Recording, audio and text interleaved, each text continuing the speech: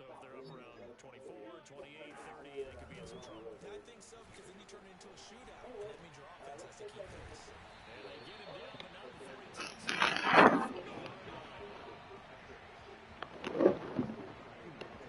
40-yard line. Bizarre design. As a general proof of concept for the mansion's haunted reputation, Harry Houdini toured the Winchester home in 1924. His visit occurred close to Halloween, and he went late at night, nearly midnight. Houdini was known to routinely go out of his way to try to debunk mediums and other purveyors of the supernatural as charlatans, for he reportedly said nothing defamatory after visiting Sarah Winchester's home. Jumping forward to present day, one hallway on the third floor of the Winchester house is said to be particularly active as of late.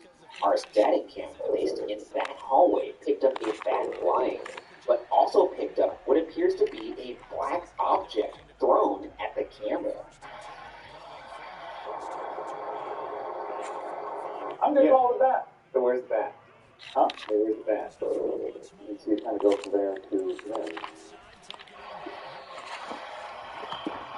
I'll call it that. Hard to tell. It's inconclusive as is most of things. I think this one is a truly on the fence. We don't know what that is. Yeah. Born circa 1840, Sarah Lockwood Pardee was from New Haven, Connecticut. Sarah was bright and well educated. She could speak 4 languages and play 3 instruments. She married William Worth Winchester in 1862. In 1866, William's father, Oliver Winchester, renamed his New Haven Arms Company to the Winchester Repeating Arms Company. The Winchester rifle was a staple of Westerns. It was beloved by Annie Oaken, Buffalo Bill, and President Theodore Roosevelt. It is perhaps the most iconic weapon of America in the 1800s, and the ultimate weapon of death in wars to come. Over 8 million Winchester 1886, 1892, and 1894 models were manufactured and sold. The same year that the Winchester Repeating Arms Company was started, Sarah gave birth to a daughter, Annie, her only child, who died 6 weeks later of marasmus, or generally caused by a calorie and protein deficiency. In 1880, William's father, Oliver, died.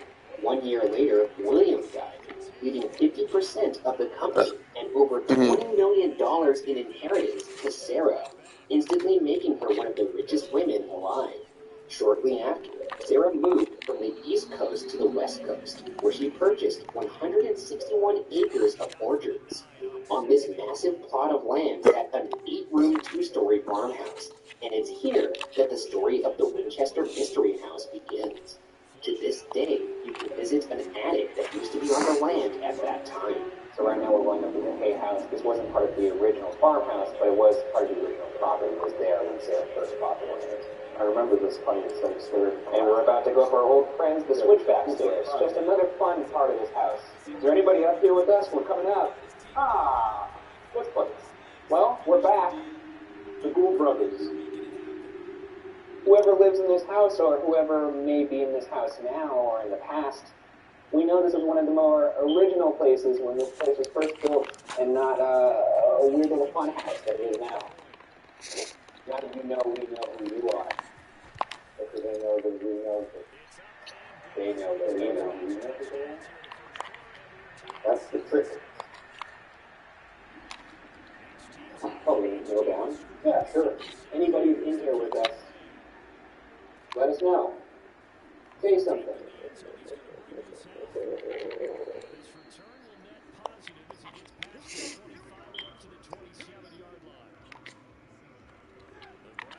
20 seconds.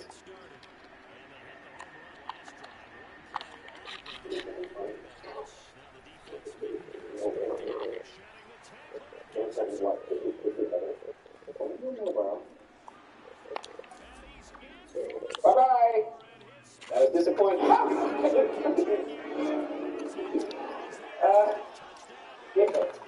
Well, that's going to happen a couple times tonight. Just there's Halloween stuff around. Is that a crow or a raven? In 1884, Sarah began to compulsively build onto the farmhouse, and would continue to do so until her death in 1922. Sarah paid contractors handsomely, sometimes 3 times the going rate, to work in shifts up to 24 hours per day on the near-consistent expansion of her Queen Anne Revival-style home. It's estimated that 500 to 600 rooms were built, but due to her constant remodeling, only 161 remain.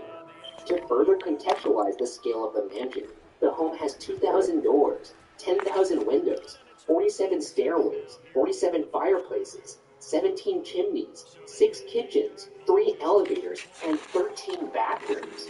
What caused the sudden accession, you might ask? No one knows for sure, but a legend grew around Sarah Winchester and the mysterious expansion of her house.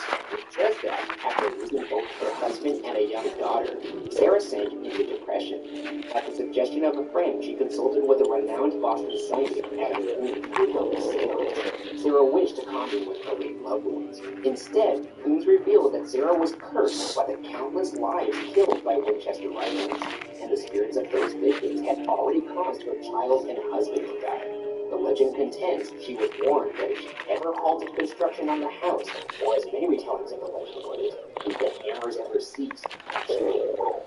And conversely, as long as she continued to build non-stop, she would live. This would offer an explanation for the bizarre floor plan and nonsensical features of the house. The house features a dead-end staircase, plastered over rooms, doors that lead to brick walls, and a door that leads to nowhere. One of the greater novelties of this one, if you want to call it that. Except this novelty can kill you, so it goes there. Ooh. Yeah, I just don't think any ghost is gonna like open this door and go, going to ghost work, honey. See you later. Whoa! Not again! The wacky floor plan would confuse the ghosts hunting her home and would prevent them from finding Sarah. The story goes that she would often follow circuitous paths through the house to lose any spirits that might be tracking her.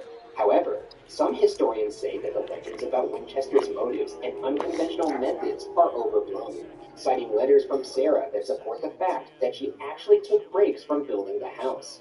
Furthermore, after things did not work out with multiple architects, Sarah did much of the sketching for new additions herself, but she lacked proper training, which sometimes led to mistakes. Does that equate to building a door leading to nowhere? In my opinion, not really. But there's also speculation that it was simply her grief that motivated her to get busy. But enough history. Let's get into the hotspots of this mansion that some believe are filled with the souls manifested by the Winchester rifle. As a whole, the mansion is said to be home to lights turning on by themselves, disembodied voices, breathing, and footsteps, as well as the sound of nails being removed and dropping to the floor. The seance room is located at the center of the house. It has one entrance but 3 exits. It's said that Sarah always carried the only key to this room, and that she always went in alone. Sometimes referred to as the Blue Room, this is where the legend says Sarah Winchester would hold nightly seances at precisely 2 a.m. to receive building instructions from spirits for her mansion.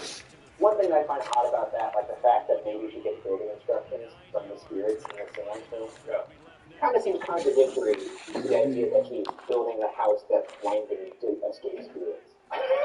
Yeah, a contractor just shows up and is like, all right, check out these blueprints. These are really going to confuse us. So I think maybe a windy thing here. I drew it out. Try not to look at it too much. I really tried to go nuts with it. So I don't have like a photographic memory. So if you build this, it's going to confuse the living hell out of us. This is like a spirit from Brooklyn. They're coming to...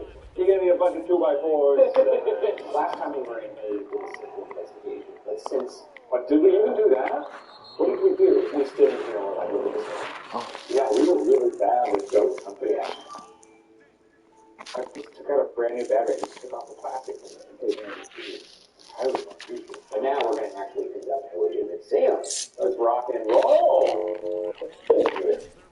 All right, that was a firm grip.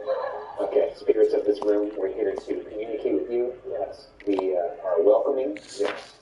And we have nothing but good intentions and good vibes. Yeah. We have some food for you here. We also have this board here. In fact, why don't I just show you how it works? See, you see that? Oh, look how fun that is. Oh, whoa. H, E, L, L. Oh, cool. I'm going to move the right click to the output.